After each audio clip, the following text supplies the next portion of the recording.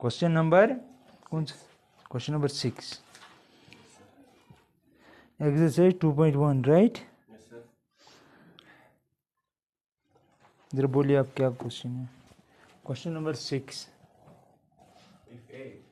Question 6, if A cross B is equal to set of ordered pairs, क्या है पहले ordered pair?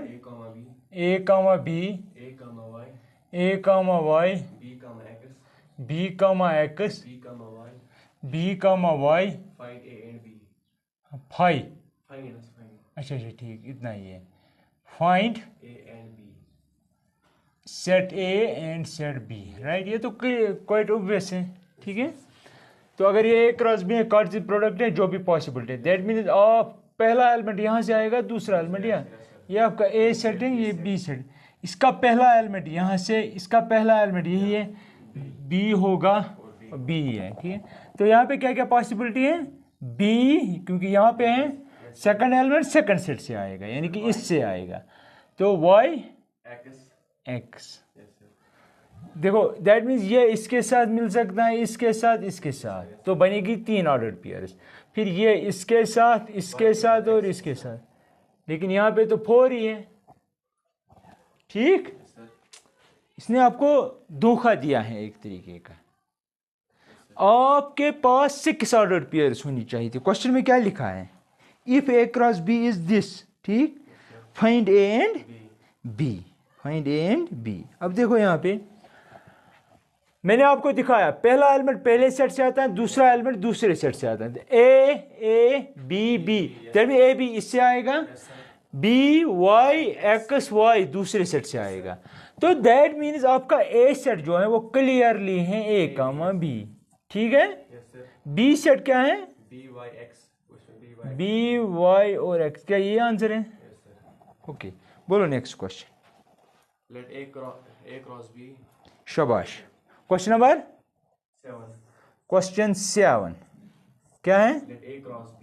Late A cross B order pair 1, 2 is the set of ordered pairs, ये इसका मतलब set है ordered pairs 1, 2, 1, 2 and B is equal to, और ये दिया है कि B बराबर है किसके? 1 2 3 4, set 1 2 3 4, right. C is equal to 5 6 C आपके बराबर है 5 और 6 set, and D is equal to 5 6 7 8, D है किसके बराबर? 5 6 7 8, 5 6 7 8, verify that A cross B intersection C।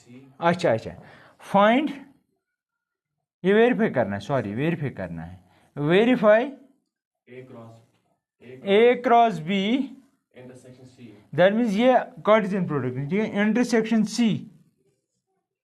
Is equal to A cross B, A cross C की B, B है पता, इज इक्वल टू अच्छा A cross B intersection A cross C, intersection A cross C, ऐसे है कुछ, ये है कुछ ऐसे ब्रेक नहीं मानता, B क्रॉस इंटरसेक्शन C ऐसे ब्रेक, यहाँ पे B इंटरसेक्शन C, हाँ वो बोलो जरा इधर, अपने इसी तरीके से बोला, मैं भी कंफ्यूजन में गया इसीलिए। ऐसे है A cross B intersection C, ये हमें वेरीफाई करना है कि ये इसके बराबर होता है with the help of this thing. अब यहाँ पे देखो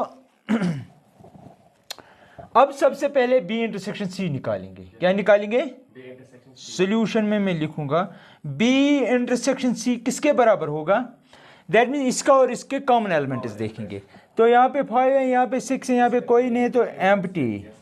नेक्स्ट हमें क्या जरूरत है? A क्रॉस B गिवन है, ऑर्डर्ड पेयर 1 ओनली, एक ऑर्डर्ड पेयर इसमें।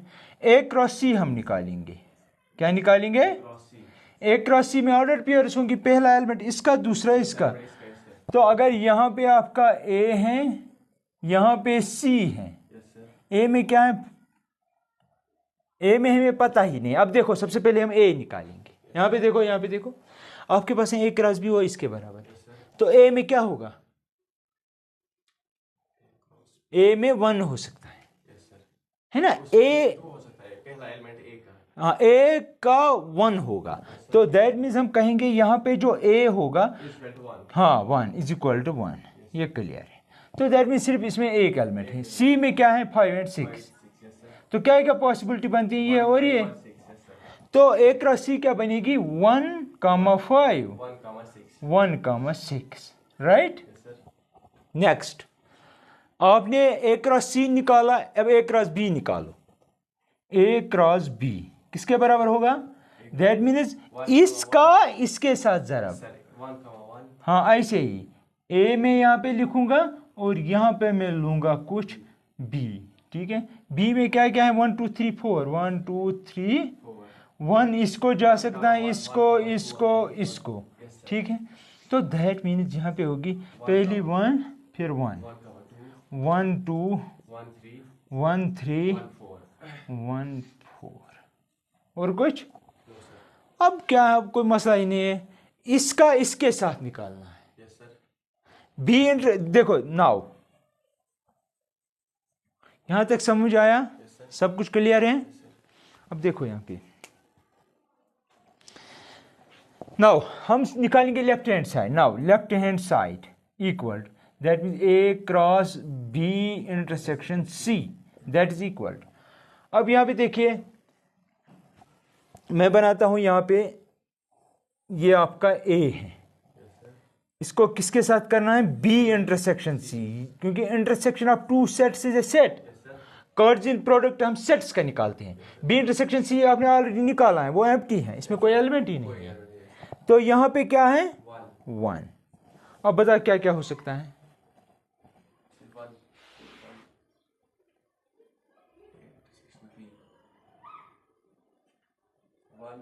शाबाश हैं, तो दूसरे में तो होना चाहिए।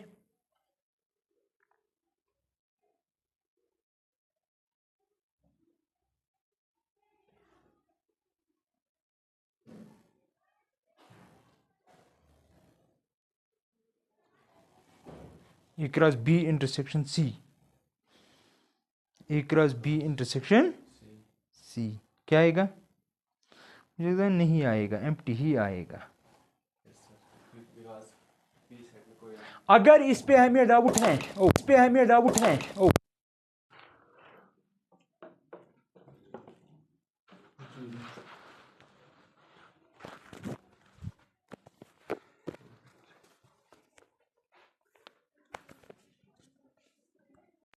देखो यहाँ पे अब मसला है कि अब अगर आपको यहाँ पे कोई टेंशन है, मतलब आपको लग रहा है कि मुझे ये समझ नहीं आ रहा है इसका क्या होगा, ठीक, हम क्या करेंगे, हम सबसे पहले ये इनका निकालेंगे। क्या निकालना है इनका, right hand side. Right hand side में कहूँगा मैं, राइट हैंड साइड किसके बराबर होना चाहिए, हमें वेरीफाई करना है A cross B intersection A cross C, that is equal. इनका ये तो हमने और निकाला, ये भी निकाल, जरा इनकी ऑर्डर पेयर कॉमन देखो क्या क्या है, इन और इनमें कोई ऑर्डर पेयर कॉमन, मतलब अगर यहाँ पे 1 5 यहाँ पे भी 1 5 होना है, वहाँ पे 1 6 यहाँ पे है कोई, तो that means this is empty. तो यहाँ पे देखो, क्योंकि मैंने जब Cartesian product of two sets लिखा, मैंने लिखा both should be non empty. देखो डेफिनेशन में मैंने कहा if A and B are two non empty then Cartesian product is this, पहले का पहला दूसरे का दूसरा। लेकिन बी इंटरसेक्शन सी में कोई एलिमेंट ही नहीं है, तो आप 1 को किसके साथ जोड़ोगे, किसी के साथ नहीं, इसीलिए ये एम्प्टी ही रहेगा। दैट मीन्स यह भी एम्प्टी ही होना चाहिए। तो इसका मतलब हुआ from these two we can say that A cross B intersection C, क्योंकि इसने खुद ही लिखा है ना, यहाँ पे थोड़ा बहुत you have to behave like a clever student. इसने लिखा है verify this is equal to this, हमने ये निकाला, ये एम्प्टी निकला।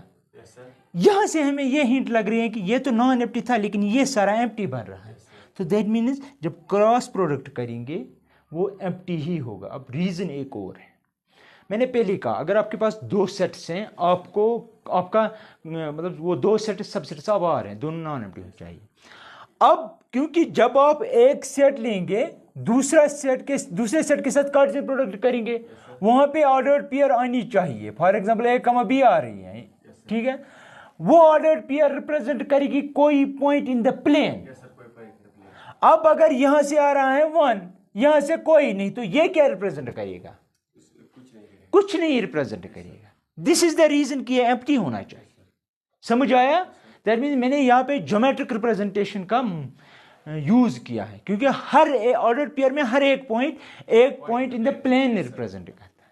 अगर 3 कोऑर्डिनेट्स हैं तो 2 कोऑर्डिनेट्स हैं, first coordinate and second coordinate, ठीक, ऑर्डिनेट एंड एब्सिसा, एक कोऑर्डिनेट बोलते हैं दूसरे को एब्सिसा बोलते हैं।